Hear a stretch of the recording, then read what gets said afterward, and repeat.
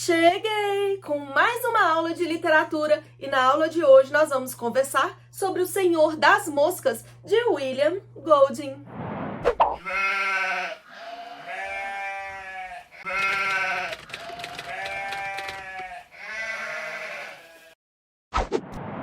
Senhor das Moscas é uma tradução de Baal ou Bael. Na verdade, é uma divindade da mitologia filisteia. Baal-zebu, que pela junção da língua se tornou Beuzebu para os cananeus. Na religião abraâmica, ele é o irmão de Lúcifer, o príncipe infernal, responsável pela crueldade, pela morte, pela maldade, mas também pela caça e pela agricultura. Beuzebu é uma legião, e essa legião se desfragmenta em várias moscas, em milhares de moscas. E por quê? Porque ele está relacionado à podridão. É porque tudo apodrece no ciclo da vida. Da podridão, adubo nasce. Desse adubo, que é a podridão dos frutos, outros frutos nascem. Esse não é o ciclo da vida? Tudo tem que putrefar, morrer, para depois renascer. Os animais morrem e voltam todos para a terra, viram adubo para depois as plantas possam nascer. Os homens também morrem, apodrecem, voltam para a terra, vira adubo para outras coisas nascerem. Esse é o ciclo da terra, é o ciclo da mãe natureza. Por isso, o Beuzebu é a divindade da agricultura e da caça. O ser humano não mata os animais para comer. Esses animais putrefatam. Então, a carne animal, ela fica podre dentro do estômago por até 3 dias, só a título de curiosidade. E essas enzimas que o ser humano produz para putrefar essa carne vai dar vida, gerar de novo o alimento e dar vida ao ser humano. Não era assim que acontecia com a caça? De novo, o caçador mata a caça, come, o alimento se torna podre dentro do nosso estômago, então vai se separar os nutrientes e o ser humano tem a vida.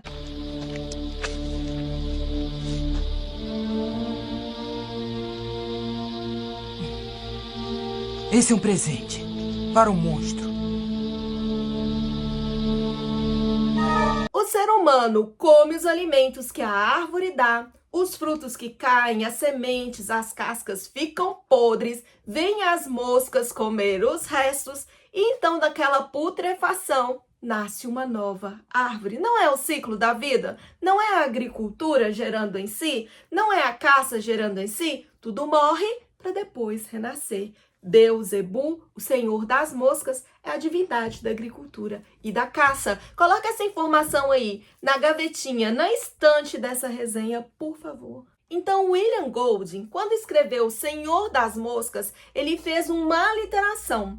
É uma resposta a um livro chamado A Ilha de Coral. Esse é um livro escrito por R.M. Ballantyne lá na Era Vitoriana. Nessa era, despontou a navegação.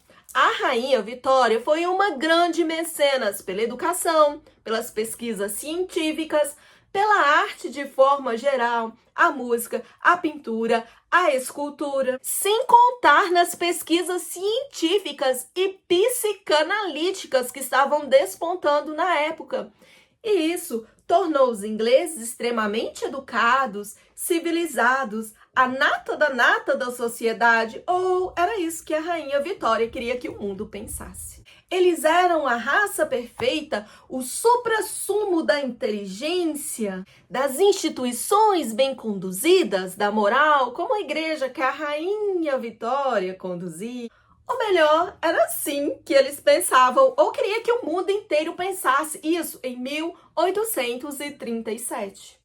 Só que no governo da Rainha Vitória, nós temos o governo absolutista. Daia, o que é isso? Já reparou que o nome Vitória, vitoriano, está em tudo? Pois é, apesar dela ser uma líder absolutista, ela governava um governo parlamentarista. O parlamento é aquele conjunto de homens bem educados, bem conduzidos politicamente, que fiscalizam o governo. Até porque a Rainha Vitória era mulher e subiu ao governo como rainha. Temos as instituições? Temos, mas se elas funcionam, já é outros 500.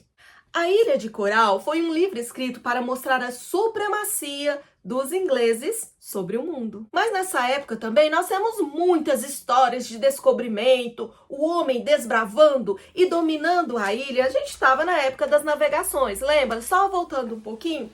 Pois é, nessa época das navegações, é o homem que domina a natureza, ele descobre e toma a terra para si, então a civiliza. Então é nessa época vitoriana que foi escrito o Drácula, ou seja, os perigos que podemos encontrar, os demônios que podemos encontrar em terras estranhas, não civilizadas. Oh meu Deus, mandem os jesuítas, ou melhor, mandem os anglicanos, para poder exorcizar os demônios da terra. Nisso a gente tem Drácula, nisso a gente tem os romances góticos, Carmila, nisso a gente tem os romances de descobrimento com Stevenson, por exemplo, com todos aqueles contos sobre as ilhas desertas, sobre os gênios e os perigos que ali estão. A gente tem Mowgli, temos Tarzan, temos o médico e o monstro, porque a psicanálise desponta. Então nós temos que encontrar a parte ruim em nós e matá-la, para que só o bom em nós possa continuar a viver. E nós temos todo esse pensamento da época. O homem dono de si, o homem iluminado, o homem descobridor. Pois bem, cheguei, quero ficar bem à vontade, na verdade eu sou assim. Descobridor dos 7 mares, navegar eu quero. Na Ilha de Coral, Jack e Ralph são 2 crianças, líderes de um grupo de crianças que ficam perdidas numa ilha, a Ilha de Coral. Mas, ao contrário do que acontece aqui no Senhor das Moscas, na Ilha de Coral, esses 2 líderes, eles conseguem, através da boa conduta, da educação, da civilização, de tudo aquilo que aprenderam convivendo em sociedade inglesa, formar uma sociedade comum entre aquelas crianças, bem conduzir ali todas elas pacificamente e esperar até que chegue o resgate. Ou seja, é um livro totalmente pacífico e feliz. O ano agora é 1954 e nós temos na academia o Sir William Gould, que é professor acadêmico, escritor, novelista, dramaturgo, poeta inglês, licenciado em disciplinas como literatura, filosofia, mitologia e direito. Esse professor, em contato com o livro A Ilha de Coral, realmente notou que a história não era bem assim. Face aos olhos filosóficos da época em que viveu, William Golding resolveu fazer um livro resposta ao livro A Ilha de Coral. Uma história hipotética, real, do que realmente teria acontecido se essas crianças ficassem sozinhas numa ilha perdida. O que não podemos esquecer? Literatura é a expressão do pensamento do homem de acordo com a época em que ele vive. Repete comigo: ler não é ver, ler é entender. De novo, ler não é ver, ler é entender. Então, para entender o livro, eu não preciso só imaginar a história na minha cabeça, mas eu preciso entender sim o pensamento do autor e o momento histórico, o momento de vida em que ele vivia. Através da época, do retrato histórico, do pensamento, da vida das pessoas que o autor vivia, nós temos um retrato do tempo. Então, nós temos um autor contemporâneo. A escola literária contemporânea começa em 1945 e ela vai se sobrepor ao modernismo. O que isso significa? Significa que nós não temos um marco temporário. Por exemplo, assim, começou a Idade Contemporânea em 1945, porque em 1944 acabou o modernismo. Não é assim que funciona.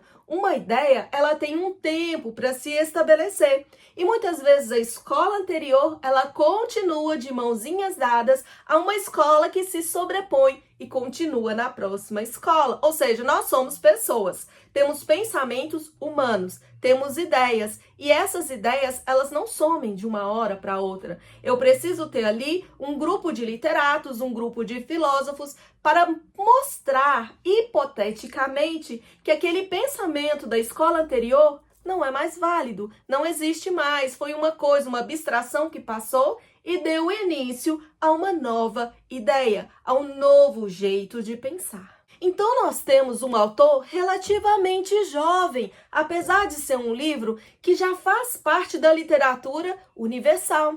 E isso vai nos aproximar dos tempos atuais. Afinal de contas, a nossa literatura do período atual é ainda a escola contemporânea. Não, este não é um livro de terror.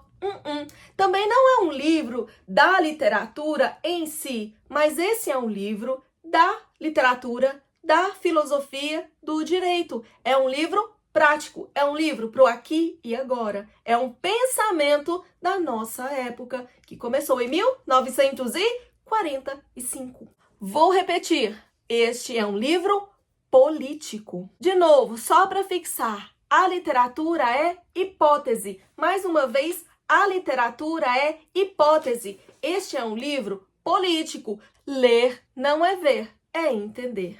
Neste livro, através de uma cena hipotética, o autor nos convence que o sistema político a qual rege o mundo é ineficaz. Agora quero fazer uma pausa na nossa aula para uma observação. Esta é uma aula de literatura. Nesta aula, nós vamos aprofundar o pensamento do autor. Essas são as ideias apresentadas nesta obra, O Senhor das Moscas. As ideias do filósofo, professor, novelista, etc. E lá vai bolinha do Guaraná, William Golding. Então, essa aula é uma aula de literatura, então não é para defender ideias de direita ou de esquerda. Não é intenção dessa aula defender tal ou qual partido político e deixar bem claro que essas ideias não são minhas. É ideia do autor, William Golding. Eu só sou a professora e a gente só está aqui estudando e debatendo as ideias.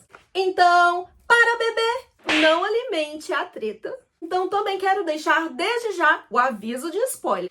Então, por ser uma aula redondinha de literatura, nós vamos estudar o livro como um todo. Então, se você se importa com spoiler, talvez seja melhor você ler o livro primeiro e depois você voltar aqui e assistir essa aula de literatura. Mas, em contrapartida, se você é estudante de direito ou filosofia política, eu sugiro que você veja o vídeo primeiro e depois retome o livro. Faça a leitura marcando todas as partes de forma consciente, encontrando aqui todas as citações do pensamento do autor. Certo? Vamos aos estudos? Vamos começar então pela estrutura do texto. A narrativa do livro se faz com 4 elementos. Cenário, a ilha, momento histórico, nós estamos na Segunda Guerra, ainda em cenário de Guerra Fria, e o livro faz alusão sim aos vermelhos. Mas, afinal de contas, o que são os vermelhos, professora? Lembra da Revolução Francesa? Os vermelhos é o povo em revolta. São os adeptos do pensamento marxista desde 1848, que na idade contemporânea, na era de William Golding, vai dar início ao Partido Comunista. Então, o autor afinal é de direita? Porque o livro é uma resposta ao partido absolutista, não é? Para quem não entendeu, no comunismo é o Estado que governa a vida do povo. Então nós temos um Estado absolutista. Para quem não entendeu, no comunismo é o Estado que governa a vida do povo. Não, você não entendeu errado. Não é democracia, é Estado absolutista. Desde já vou esclarecendo, até porque não existe só 2 opções de governo, direita ou esquerda. Ao ser antediluviano. Então não existe só direita e esquerda, só preto e branco. Entre o preto e o branco existem 50 tons de cinza.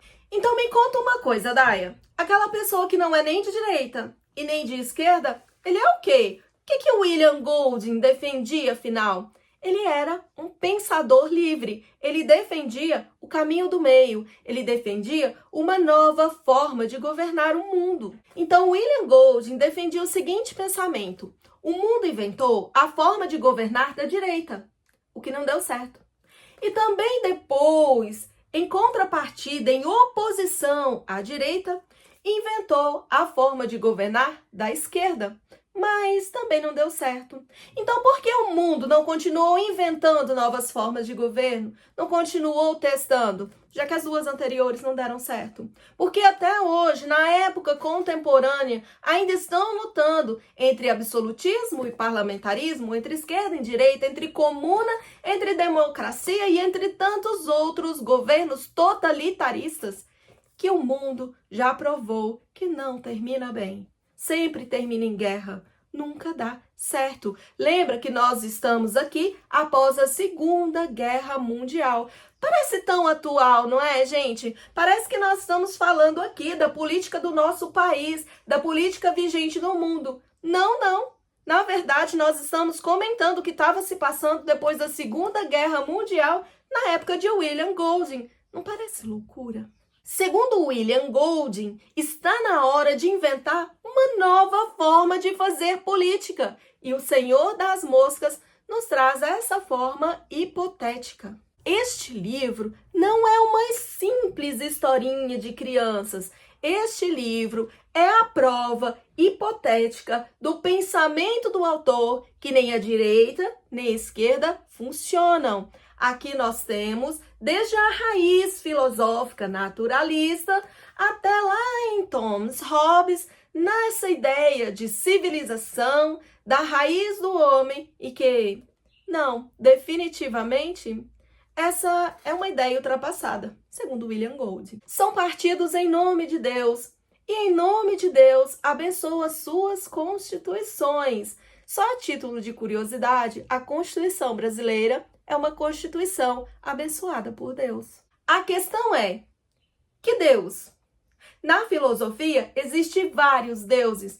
Para William Golding, esse Deus é Beelzebub. Porque para ele, os partidos políticos estão como moscas na carniça, devorando todos os cidadãos. Ah, agora eu entendi!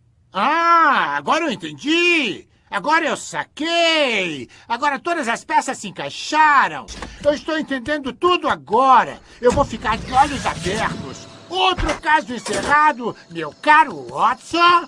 Eu estava cego, mas agora eu estou enxergando! Entendeu a proposta do livro? Expandiu a mente? Quem expandiu, digita aqui nos comentários. Expandiu. Tá doendo aí? Sim, este livro é uma chinelada na cara do mundo! Então, vamos continuar. Quem são os personagens centrais do livro? São um grupo de crianças em formação escolar. Ou seja, nós temos crianças que tiveram uma base educacional inglesa. Lembra lá que a educação inglesa é a melhor do mundo? Educação da civilização, educação da moral, a educação que prepara um jovem forte para a guerra, para desbravar o mundo das navegações. Ou seja, essa educação dos jovens em formação intelectual vai gerar as ações, certo? Então, as ações no livro, nessa história, vão sendo construídas passo a passo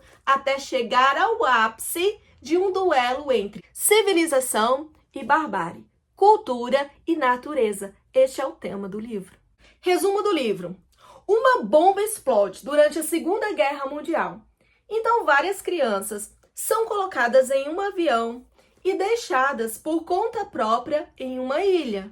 Essas crianças inglesas têm a chance de começar uma nova civilização caso ocorra alguma coisa com a civilização inglesa e essa civilização seja dizimada. É importante lembrar que essas crianças foram divididas em 2 grupos, crianças de 6 e crianças de 12 anos, que é o dobro da idade, assim que as crianças de 12, os mais velhos, possam ensinar as crianças de 6 a como conviver bem, a como ser civilizados, como ser corajosos e desbravar essa ilha. Tá fazendo sentido? Porque no livro não há destroços do avião e também porque essa ilha é uma ilha praticamente perfeita, porque a ilha é paradisíaca. A ilha tem água potável, a ilha tem frutas para as crianças comerem e tem porquinhos para elas caçarem. Então, uma ilha paradisíaca. Não falta nada. Foi tudo relativamente pensado para os ingleses.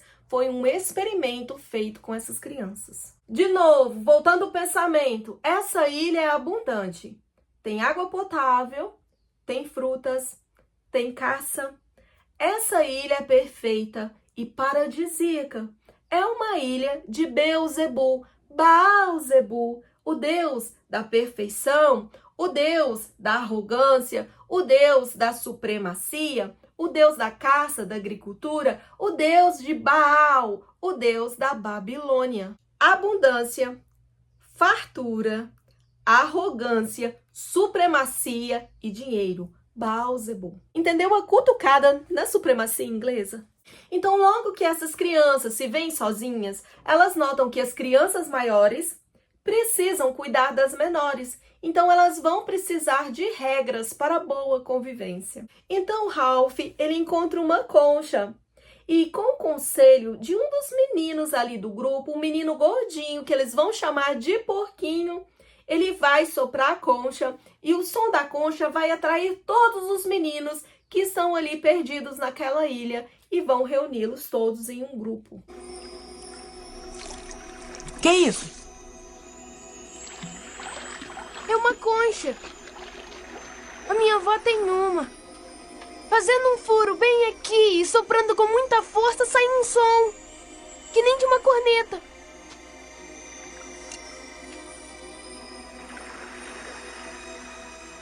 O início do livro é chocante, porque nós vamos ver o encontro de Ralph e de Porquinho. O Porquinho faz amizade com Ralph e conta a ele que sofria bullying na escola por ele usar óculos e ser gordinho. Além do mais, ele tem asa má, ou seja, asma. Esse menino gordinho confidencia a Ralph que as crianças faziam bullying com ele e chamava ele de Porquinho. Só que o Ralph estimula o bullying e todas as crianças ali do grupo começam a tratá-lo como Porquinho. Diminuiu a criança? Diminuiu. E mais pra frente vocês vão entender o porquê. Ao soprar a concha, as crianças se reúnem e lá longe vem um grupo parecendo desfigurado contra o sol. Parecendo o monstro desfigurado. Esse grupo é Jack e as crianças do coro. Jack é o líder do coro da igreja. Jack e o coral da igreja. Temos uma cutucada nas instituições religiosas? Temos. Então, temos aqui, representado de forma hipotética, 3 líderes e 3 formas de governo, certo? Ralph, o líder democrático de direita. Jack, o líder absolutista. A comuna, o partido de oposição esquerdista. E Porquinho, a terceira opção, os pensadores livres, o governo filosófico. Então, até aqui tudo bem? Quer dar uma pausa na aula, respirar, pegar uma água, beber um café? Uma palma para acordar? Então vamos em frente. Vamos entrar mais adentro do livro. Vamos entrar em filosofia política. Ralph apresenta a frente do direito no livro, ou seja, uma sociedade democrática com leis justas que beneficiam a todos. Ou seja, visa beneficiar a todos e trazer a paz. Jack é a falta de limites, é a guerra, é a imposição, é a oposição. William Gould, na figura de Jack, está representando os militantes, os vermelhos, a comuna, os esquerdistas.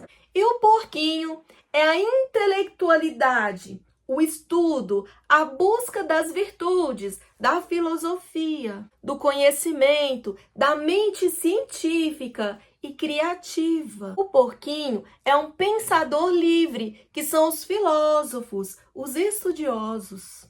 É importante lembrar que o livro não aborda maldade versus bondade. Se você ouviu isso por aí, esqueça. Os personagens do livro são crianças em formação de caráter. É a mente instintiva versus treinamento, militarismo. É a mente instintiva versus educação. É Jack versus Ralph. É Jack versus porquinho. Então, as crianças, quando eles vão civilizar a ilha, eles vão decidir que eles querem espelhar a civilização inglesa, ou seja, a educação que eles receberam pelas escolas inglesas, pela civilização, as leis a qual eles faziam parte, certo? Então, eles decidem agir como os adultos, fazer como os adultos fariam, mas, inevitavelmente, eles acabam agindo como crianças. E eles provam que os adultos agem como crianças. Então, eles vão representar no microcosmos a ilha virgem a desbravar o que alguns partidos políticos representam no macrocosmos. Então, nós temos reproduzido pelas crianças os mesmos modelos políticos da civilização. É o micro dando origem ao mesmo macro. E o macro que começa lá no micro da mesma forma. Nós temos uma repetição de padrões, ou seja, os partidos políticos até então são infantis. Então, este livro é uma resposta, sim, do autor à política vitoriana. Nossa, mas parece tão atual ainda, não é? Então, quando temos um partido político onde a oposição vai contra toda e qualquer ideia do outro grupo, nós temos um partido político de oposição. Então, o autor nos prova que o discurso polido esvazia, que as palavras, elas são descabidas. Trocando em miúdos, o autor está nos dizendo que os discursos do partido da esquerda, da oposição, são discursos vazios. Esses discursos esvaziam a realidade, eles não são práticos. O partido da esquerda, ele vive de ideias, de idealismo, do que poderia acontecer. Eles são um partido que só vivem de esperança, é sempre fazendo, é sempre produzindo, é sempre no gerúndio e nunca na realidade, nunca com aquilo que a gente tem aqui e agora. Então as crianças combinavam caçar, iam nadar. Eles combinavam manter a fogueira acesa e iam brincar. Então essas atitudes, essa falta de disciplina, causou uma redução de valores. O Ralph é um menino bonzinho, um menino correto, um menino civilizado que trabalha a longo prazo para manter a ordem. O Ralph mantinha o respeito através da concha. Aquele que estivesse segurando a concha podia falar, ou seja, todos podiam ter voz. Temos um parlamento onde todos podem dar a sua opinião? Temos a liberdade de expressão com Ralph? Temos. Então, Ralph é um menino que vai manter a fogueira acesa. A fogueira é importante para que eles pudessem ser salvos, para que eles pudessem manter os animais peçonhentos longe, para que eles pudessem cozinhar os alimentos. O Ralph é aquele que vai contar história para os pequenos, ou seja, ele vai dar apoio emocional, ele vai pedir que os maiores construam cabanas, ele vai colocar as crianças menores em segurança. O Ralph representa o partido de direita, Deus, pátria e família. O Jack é o que trabalha a curto prazo. É a recompensa imediata. Vamos caçar agora, vamos brincar. Enquanto o Ralph, a gente tinha divisão de tarefas, os maiores constroem as cabanas, os pequenos vão buscar frutas. Para Jack era comuna, era todo mundo junto fazendo a mesma coisa. Vamos caçar, vamos todo mundo, vamos brincar, vamos todo mundo, vamos nadar, vamos todo mundo. Então é recompensa imediata. Eu só penso no aqui e agora. Eu não trabalho a longo prazo. Eu não tenho que deixar a fogueira acesa o tempo todo aquecendo para o resgate. Não, eu só penso aqui e agora, nas minhas satisfações. É o tipo, vamos caçar e comer tudo de uma vez? É o pão e circo. Então há entre os meninos opositores uma certa manipulação, uma arrogância que diz: Nós sabemos o que estamos fazendo, nós somos os ingleses, nós somos os melhores, nós somos os civilizados, nós somos os mais fortes e essa é a lei do forte. Há uma arrogância. É um discurso mentiroso que não corresponde à realidade, porque a realidade, ela se interpõe. E isso vai levar ao governo de esquerda do Jack a cometer assassinatos. Por quê? Porque eles não têm respeito pelo próximo, porque eles acabam violando o direito de expressão. Que eu mantive a minha promessa. Fala! Manteve a promessa, mas não mantém a nossa fogueira acesa. Acha que um banquete vale mais do que ser resgatado? Nós temos que ficar unidos. Concordo! Você pode se unir a nós e comer o quanto quiser. Não queremos a sua carne. Ah, é? Então pra que vieram aqui? Viemos tentar fazer você ter consciência. Você não está com a concha. O que você diz não vale nada. A concha tá no acampamento e ela vai ficar lá. Qual é o problema, Leitãozinho? Ficou com medo de trazer a concha? De qualquer maneira, a concha não quer dizer mais nada. Dona Para Leitoa, com isso! ninguém aqui tá interessado na sua troca de concha. Pega o seu amigo banhudo e cai fora. Chega de carne pra vocês. Porque o líder é absolutista. Então, o Jack vai representar o Estado absolutista, porque ele manda em tudo. Ele é a censura em nome de um governo pela paz, pela ordem social. Então, essa é uma forma de governo pseudo-social que faz acreditar que é a comunidade, que são as crianças que têm voz, mas, na verdade, é o Estado absolutista que se interpõe. Então, isso é pura manipulação das crianças maiores de 12 para as crianças menores, das mentes frágeis, ignorantes, sem instrução, manipulação das massas, do gado, segundo o autor do Senhor das Moscas. Então, é um governo que censura tudo. É um governo que age pela manipulação, por uma promessa vazia de futuro que nunca trouxe e nem trará resultado. Dale! Dale! 3, Dale! 4. 1, 2, 3, 4! 1, 2, 3, 4! Eu gosto daqui, adoro isso aqui! Eu achei um novo lar! Um lar longe de casa! Então, quando esse governo esquerdista de Jack é cobrado, sempre há uma desculpa, um motivo ilusório e aparente. Por que não caçamos os monstros? Por que nós temos que roubar o fogo? O que nós vamos comer? Como é que vamos assar o porco que caçamos? Então tem sempre uma desculpa, é sempre no futuro, é sempre mantendo a esperança de algo que nunca chega, nunca se realiza. Não é trabalhar com aquilo que temos, é reclamar daquilo que temos, revoltar com aquilo que temos, é comer tudo de uma vez, é fazer uma bagunça sem pensar no futuro e usar o futuro como uma grande desculpa, como uma promessa de esperança. Então, é uma ilusão, é uma manipulação das massas, é uma manipulação das mentes ignorantes, das crianças de 6 anos, das crianças que ainda não tiveram a formação, nem a maturidade para poder pensar e questionar. Sempre tem uma justificativa ilusória e mentirosa para não se importar com a gravidade da situação. Porque quando a gravidade da situação apresenta, eu coloco a culpa em Ralph, eu coloco a culpa no governo da direita.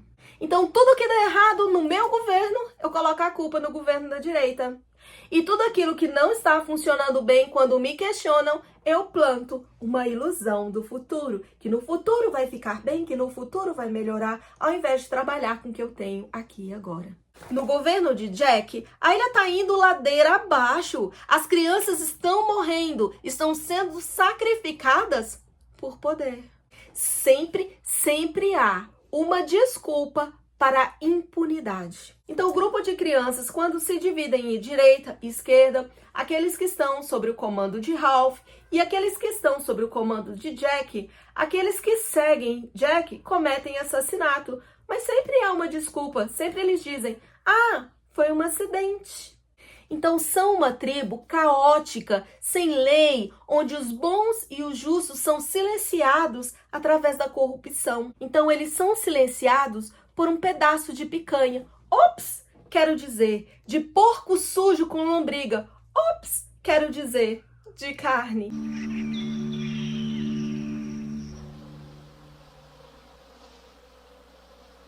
No governo de Jack, pança cheia e diversão, pão e circo. E no futuro? O futuro vemos depois. Será que essa água precisa ser fervida antes de beber e antes de oferecer aos menores? Não precisa. Vamos beber agora. Pra que esse trabalho todo de ferver água? Será que esse porco precisa ser limpo das lombrigas antes de comer? Não precisa. Vamos comer agora. Estamos com fome. Se a vacina precisa ser testada antes de aplicar na população? Aplica agora. Vamos conter a doença agora. Depois, no futuro, nós vemos depois. E não estou me referindo à Covid de 2020, e sim à revolta da vacina de 1804. Doeu aí? Parece tão atual, né? E é isso que o autor quis dizer. Direita vai e volta, esquerda vai e volta, mas realmente ninguém até hoje resolveu o problema do mundo. Quando é que teremos pessoas inteligentes, aptas para governar? Quando teremos os inteligentes que realmente conhecem de política no poder?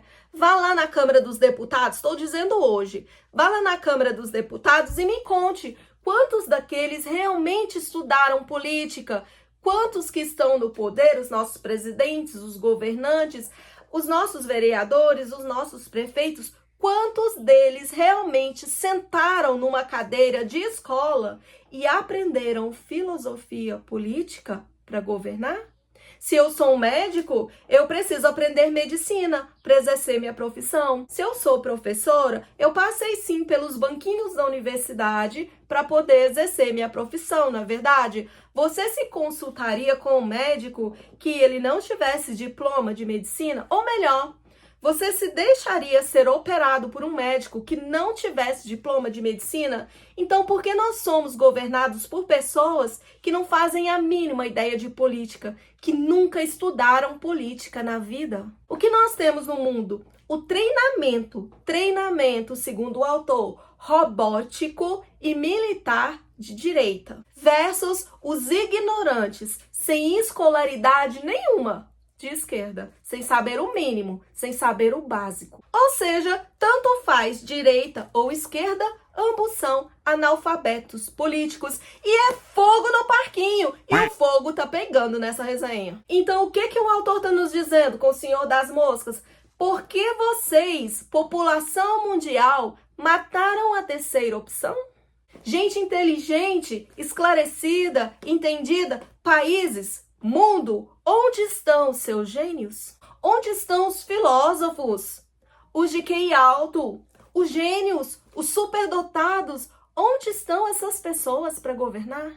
Porque, ó mundo, ó eleitores, vocês vão pela aparência, pela força do discurso, pelo blá blá blá, e não pelas altas habilidades em governar. O autor está tentando nos dizer o seguinte discurso: vocês, eleitores, vocês que estão sendo governados, não percebem que estão matando o menino porquinho? Vocês estão matando a chance de viver num mundo melhor por causa das vossas crenças limitantes e preconceitos, por causa das vossas ignorâncias. Porque em terra de gente que não sabe pensar por si mesmo, a aparência vale mais que a essência. Ok, esse é o discurso político do autor. Quem está dizendo é o William Golding, não sou eu. Então você acha que a esquerda vai trazer informação às massas? Que a esquerda quer gente inteligente, quer bons profissionais, bons pensadores, que a esquerda vai formar filósofos? Então você acha que a direita também vai fazer o mesmo? A direita vai formar filósofos, vai formar bons profissionais, vai formar gente que questiona, que tem opinião, gente que presta atenção no que está acontecendo, de que o discurso da esperança nunca vai acontecer? A esquerda, da mesma forma que é um Estado absolutista que manipula o gado, ou seja, instala censura, você não tem direito a nada, você não tem opinião, você não acha nada. A direita vai formar robôs, é um ensino tecnicista. Eu preciso de trabalhadores de fábrica. Parece contraditório esse discurso, não parece? Porque a direita é tecnicista, a direita é disciplina, sim senhor, capitão senhor, robôs humanos, enquanto a esquerda é bagunça? O quê? Não olhe pra mim. Isso é o autor quem disse no livro. Valeu, Senhor das Moscas, depois me conte. Por isso, este é um livro sensacional, complexo, de debate e discurso. Esse é um livro de suma importância para o pensamento político atual. Este livro, O Senhor das Moscas, é o suprassumo para nós deixarmos de ser bocós. Esse é um livro para a gente acordar e começar a pensar por si mesmos e não ser levados como gado.